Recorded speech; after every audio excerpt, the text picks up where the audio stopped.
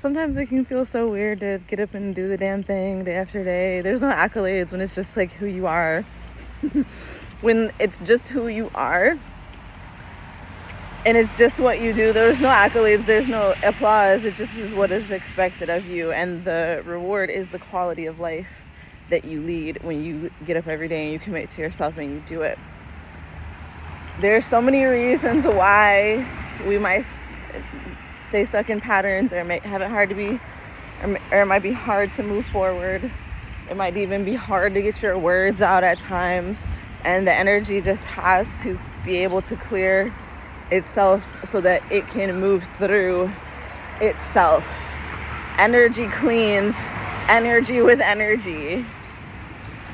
It's just a process of moving. If you don't move, neither do it. The process of healing is a process of living. It's a process of living your life. As you move through life, things happen that purify you, that purify your essence. You exchange and rub up against other energies, and that makes you who you are. So it can't be done from a place of stagnancy. It has to be done from a place of movement and activity. And when fear blocks it, it's important for us to create a safe enough environment that we feel comfortable, that we feel nurtured, that we feel like we can move forward. Because typically, if anything that's happening is not wanted, it's an adverse reaction, or you're not getting the outcome that you want, or if you see somebody that's acting in a way that doesn't make sense, then 9 times out of 10 that person is acting from a place of fear or confusion. There's usually something wrong, but usually people don't ask the question, what is wrong? They usually make assumptions or jump to conclusions, which are the snap judgments they have in place designed to keep themselves safe. And especially if your defense mechanisms have been repressed because you haven't been able to use them in the case of experiencing persistent, ongoing abuse in a relationship or in a family or another environment. It could even be the workplace. The traumatic experiences exist everywhere, but what makes them change from being traumatic to just being life happening is the support of a community that you have around you that you can be yourself with. And all the people, everybody's strong friends, all the strong friends have to like put their burdens down now and accept help. And that can be very uncomfortable for a lot of people because it goes against how you're shaped. Because if you were persistently like providing support and care and other things for other people from a very young age, and especially if you had experiences where you couldn't receive freely, like it would be used against you in some type of way, or you could never get what you needed, and you had to figure it out for yourself, then it can shape you in a way where it's hard to do that in adulthood because you've already been formed. And the process of reforming yourself is so uncomfortable. Most people wouldn't be willing to do it up until now. Up until now, it's been like, oh, that person's a black sheep of the family if they're willing to do that. But now, everybody's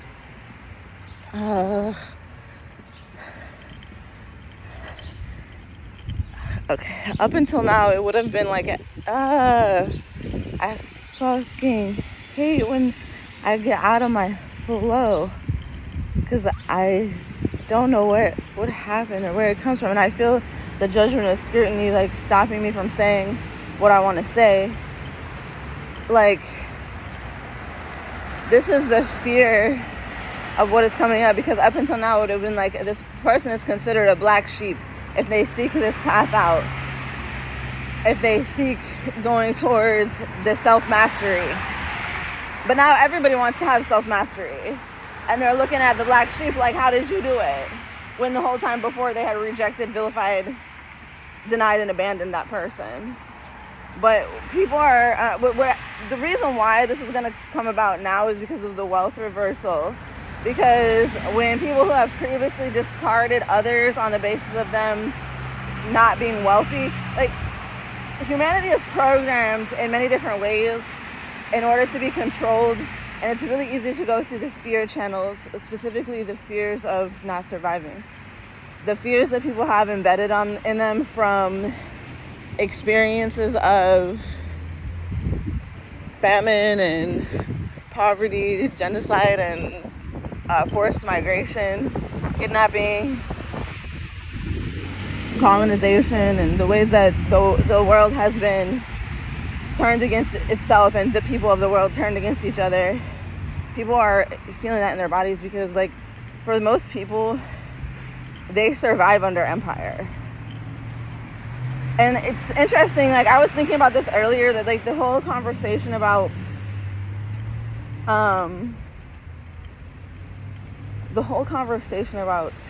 the concept of slavery and people being slaves. Like, what about the people that weren't? I really want to know more about them. Like, what about the people that weren't? What about the people that weren't slaves and didn't own slaves? They were just free. What about them? I really want to know more about that. I feel like a free woman today. Like, I feel like something different. Like, I walk around and do my thing all the time. I move freely as an Arab Muslim woman. I'm not locked up in nobody's house. But I'm just so used to, like, blowing in the wind and, like, doing things for myself. I honestly feel so good about that because I'm the one that knows how I like things to be done for myself.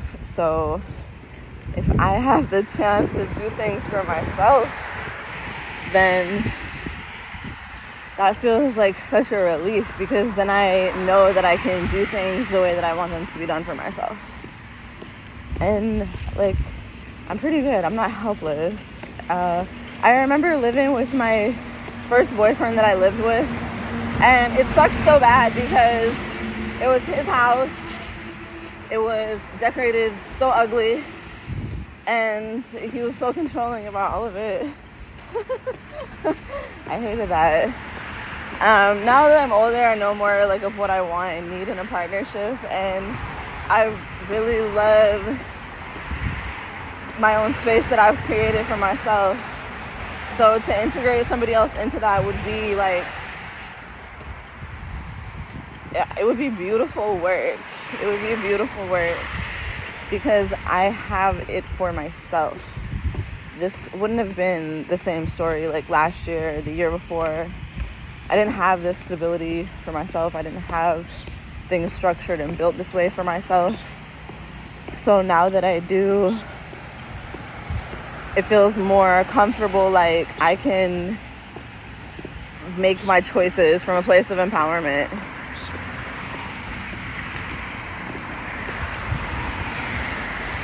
Hi.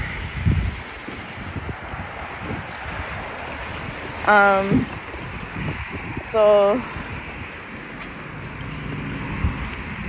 that way I don't have to settle for less, you know? I don't have to make choices that, like, disempower me in any kind of way. But it almost seems like that was just a given. Like, when I look at all the programming, all the things that have been built into my brain,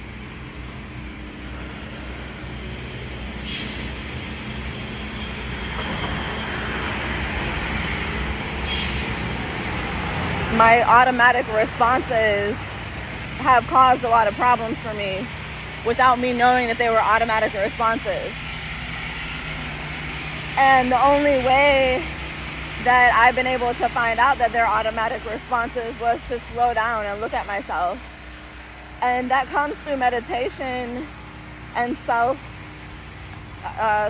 solitude, but it also comes from interacting with other people and seeing yourself in their eyes. And for a lot of people, people that like want to please other people or don't feel safe in the world, like a lot of times, like the more unsafe that you feel is because you feel like you have to edit yourself in order to please other people, and you feel like you have to be whatever other people want you to be in order to be safe with them. And so I noticed that about myself, and I was just questioning, like, what do I need to feel safe without catering to other people's expectations and needs, and instead prioritizing my own and putting my own first, because that's really the only way that I'll ever be able to get everything that I want and need out of life. And if I keep playing these little girl games of manipulation, because that's what it is when you're pretending to be a person that you aren't in order to control an outcome, that in the outcome you'll get what you want to receive, that is manipulation. It's not trustworthy behavior, but it's not necessarily the person's fault when you're programmed into autonomous reactions or automatic reactions. Then you don't have any control over it until you notice it, until you change, until you decide that you're gonna shift the pattern. So it could be really uncomfortable in those in-between times, because you're becoming a different person that you don't know, and so you have to grieve your old self and get to know your new self. And then a lot of people don't fit. When you shift so majorly, a lot of people don't fit. That's why the black sheep is the black sheep, because the black sheep changes so rapidly that they don't fit in with the family. But now what's happening is that the entire family or the entire community is all black sheep, because everybody's changing and transforming so rapidly that now it's a different. It's not conformity, it's expansion. Conformity within the group culture is going to lead to the annihilation of groups that practice that conformity. So when I see things like the protesters, when I see this, I'm scared for a lot of people, because when I see how much people are bought into group consciousness and they're not, the thing is that, but people look at these, oh my God, I can't even say what I want to say. This is so crazy. So, I'm trying to get it out. So I'm wearing blue today for my throat chakra to get it out. So, but people don't look at freedom fighters like soldiers. They look at one side as soldiers, but they look at the freedom fighters as whatever. The protesters are part of a militia, even if they're not actually like fighting, but they're showing up with their bodies willing to fight. They're willing to get arrested. They're a militia. So this is what people don't really understand what's happening. Like, there's a war going on. It's a civil war.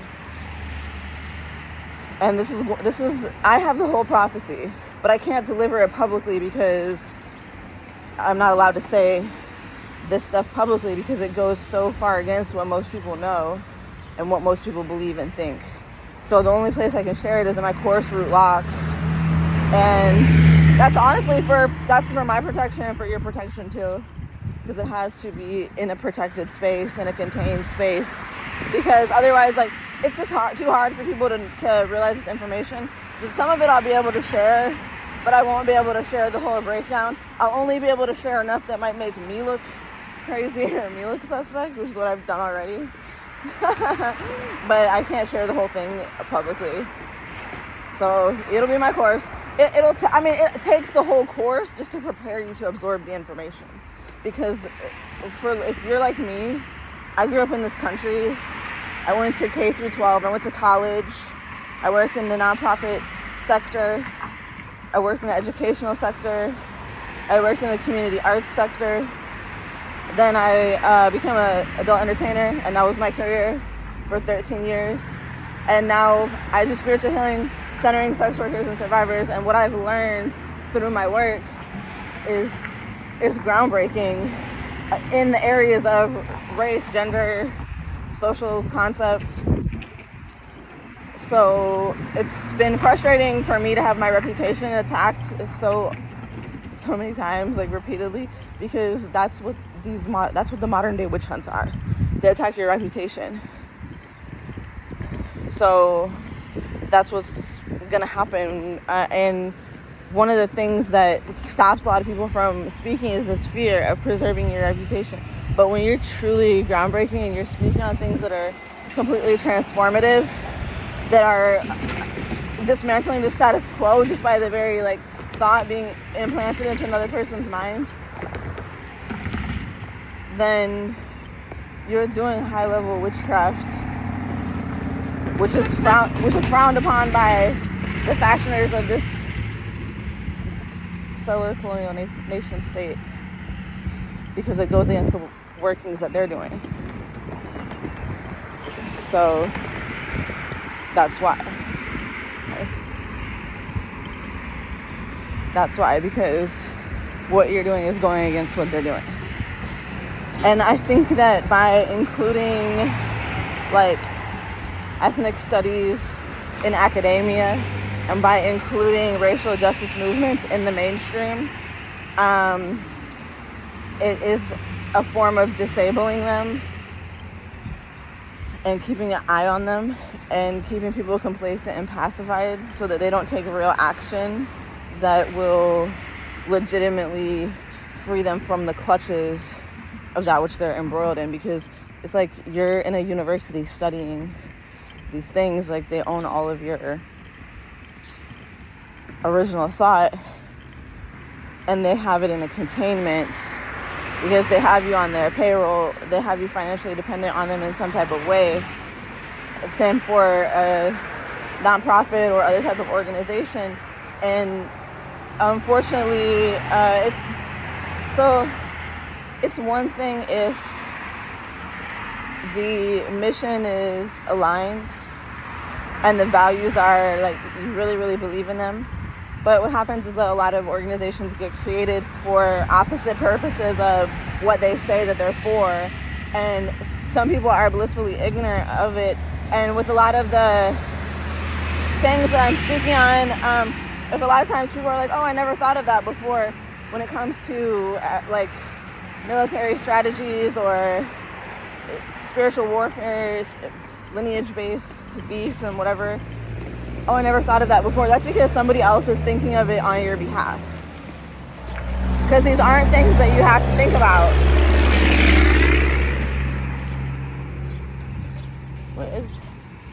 Okay.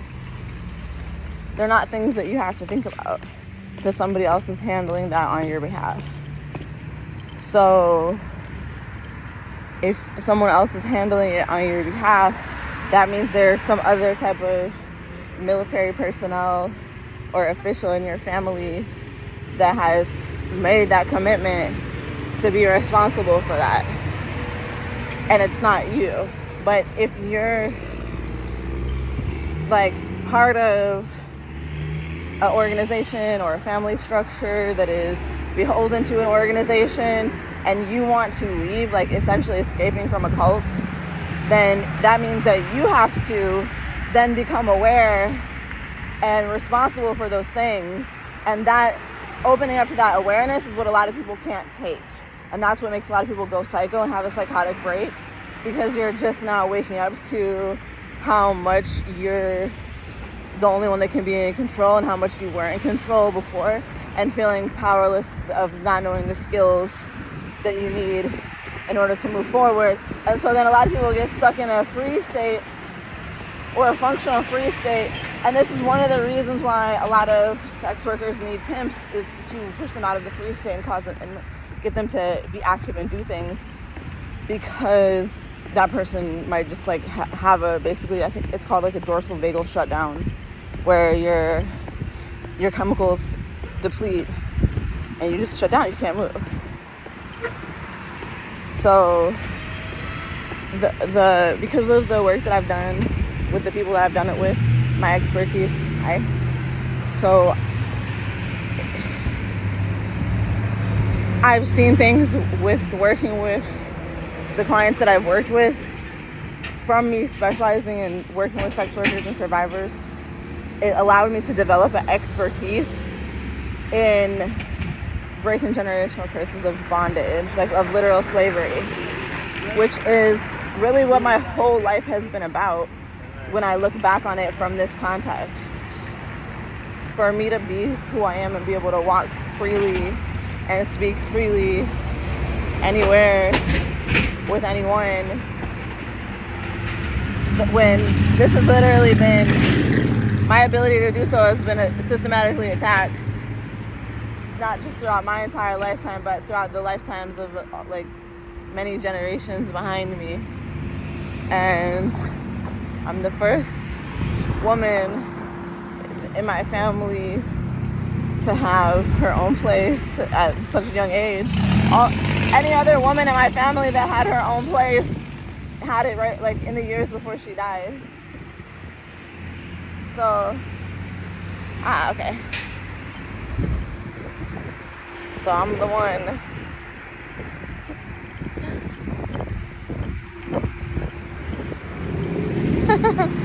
So it's plenty of things I could be sad about, because like I said, it's not easy to remember all these things, and for me, that's what I did on the way to having this level of freedom for myself. I remembered everything, and it sucked. I remembered everything that I couldn't remember. I have way more blackouts to go. Because when you spend your life in a fight or flight response and you're always running away from something, you feel chronically unsafe and like no one is going to protect you, then it steals your memories from you. You can't remember things. That's one of the reasons why I love pictures and videos so much, is because then you can remember.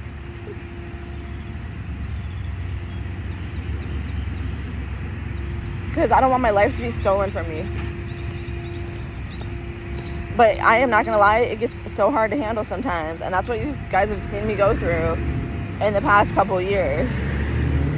So I started off as a content creator, constantly showing up, giving people positive, inspirational messages, and like holding space for other people. And then I started to see how much I needed me, and I didn't know how to be, because I have formed my entire personality off of being there for other people and supporting other people and being nice and kind and sweet and doing things to make other people like me instead of just being able to be myself, because I was so frowned upon in literally every situation that I found myself in, from my family to my school to, you know, and like if it wasn't for my friends, I would have never really been able to develop. And one thing that my friends have always done for me throughout my whole entire life is they've always encouraged my creative communication. I guess I could talk somebody to death, but they appreciate my creativity and my art, my creations. Like, that's what I think is a friend to me, is someone that encourages me to create. And I'm honored and blessed to have many of those people in my life, because that's why I've been able to be sustained as an artist.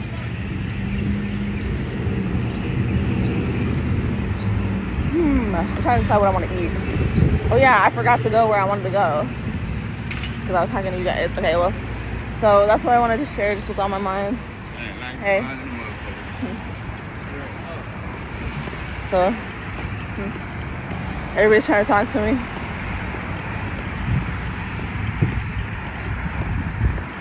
I don't want to talk to nobody. I didn't even really want to leave the house. I'm just like getting comfortable with being super magnetic and like not being a hoe. Because like everybody thinks that if you're out on the street and you're beautiful, that you must be a hoe. Well, I know everybody doesn't think that, but it's like when you've been this is the thing, is like when you've been indoctrinated into certain things, they become normalized. So things that other people wouldn't expect, like certain treatment that other people wouldn't expect, it just becomes normalized, and you think that it's who you are and like what you should expect, and it's not. I didn't think I looked that good. I thought I looked like just raggedy and thrown together, but the attention that I'm getting from men is off the charts right now. Just like, it's a lot of fine ass men out here. I'm not gonna lie. So, seem like I'm about to get chose. Can't wait to see how it goes. Can't wait to see how it goes. Okay, alright, let me stop. Peace, y'all.